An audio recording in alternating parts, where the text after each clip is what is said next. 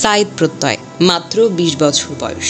চলতি বছরের ফেব্রুয়ারিতে বাংলাদেশ থেকে পাড়ি জমিয়েছিলেন অস্ট্রেলিয়ায়। বিশ্ববিদ্যালয়ে ভর্তি হয়েছিলেন কম্পিউটার সায়েন্সে। সবকিছু ঠিকঠাক চলছিল, কিন্তু কে জানতো তার জীবনটা থেমে যাবে এত অল্পতেই, এত নির্মমভাবে।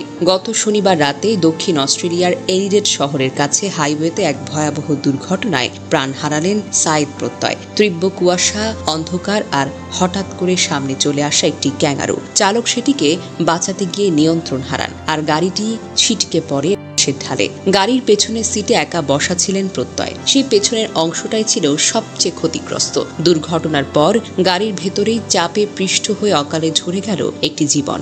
দুই বন্ধু গুরুতর আহত হয়ে এখন হাসপাতালে। পুলিশ জানায়, দুর্ঘটনার খবর আসে মোবাইলের ইমার্জেন্সি অ্যালার্ট সিস্টেমের মাধ্যমে। কিন্তু ততক্ষণে মেধাবী, ভদ্র, শান্ত ছেলেটা প্রত্যয় চিরতরে বিদায় নিয়েছেন এই পৃথিবী থেকে। অস্ট্রেলিয়ার গ্রামীণ হাইওয়েগুলোতে ক্যাঙ্গারুর মতো বন্যপ্রাণীর সঙ্গে গাড়ির সংঘর্ষ বিরল কোনো ঘটনা নয়। বিশেষ করে রাতে এবং ঘন কুয়াশার সময় এই ধরনের দুর্ঘটনার ঝুঁকি বেড়ে যায়। পুলিশের মতে, চালক সম্ভবত ক্যাঙ্গারুটিকে বাঁচাতে দ্রুত পাশ কাটানোর চেষ্টা করছিলেন, যা গাড়ির নিয়ন্ত্রণ হারানোর কারণ হয়ে দাঁড়ায়। এই ঘটনা অস্ট্রেলিয়ার সড়ক নিরাপত্তা এবং বন্যপ্রাণী গাড়ি সংঘর্ষের ঝুঁকি নিয়ে আবারও যেন প্রশ্ন তুলেছে। তার পরিবারের স্থায়ী নিবাস বাংলাদেশের টাঙ্গাইল জেলার, তবে বর্তমানে তারা ঢাকায় বসবাস করছেন। প্রথম আলোর পক্ষ থেকে প্রত্যয়ের বাবা সৈয়দ আলমের সঙ্গে যোগাযোগ করা হলে তিনি শোকাহত অবস্থায় ছেলের পরিচয় নিশ্চিত করেন। সে ছিল মা বাবার একমাত্র ভরসা, ছিল হাজারো স্বপ্নের বাহক।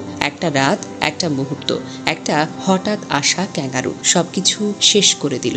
এই দুর্ঘটনা আমাদের মনে করিয়ে দেয় জীবন ঠিক কতটা অনিশ্চিত। বিদেশে পাড়ি জমানো প্রতিটি তরুণের পেছনে থাকে একটি পরিবারের অগণিত প্রার্থনা, অপেক্ষা আর স্বপ্ন। কিন্তু কোনো দুর্ঘটনা সেই সব আশা মুহূর্তে ভেঙে চুরমার করে দিতে পারে। আজ প্রত্যয়ের মা বাবা স্তব্ধ, স্বজনেরা শোকে পাথর, আর একটা প্রবাসী বাংলাদেশি কমিউনিটি হারালো তাদের এক সম্ভাবনাময় মুখ। আমরা শুধু প্রার্থনা করতে পারি, আল্লাহ যেন প্রত্যয়কে জান্নাতের সর্বোচ্চ স্থানে স্থান দেন আর তার পরিবারকে এই অপূরণীয় শোক সইবার শক্তি দেন। সাইদ প্রত্যয়ের অকাল মৃত্যু শুধু তার পরিবারের জন্যই নয়, বাংলাদেশি কমিউনিটি এবং তার বন্ধুদের জন্য এক গভীর শোকের ঘটনা। তার স্বপ্ন এবং তার সম্ভাবনা অধরাই থেকে গেল।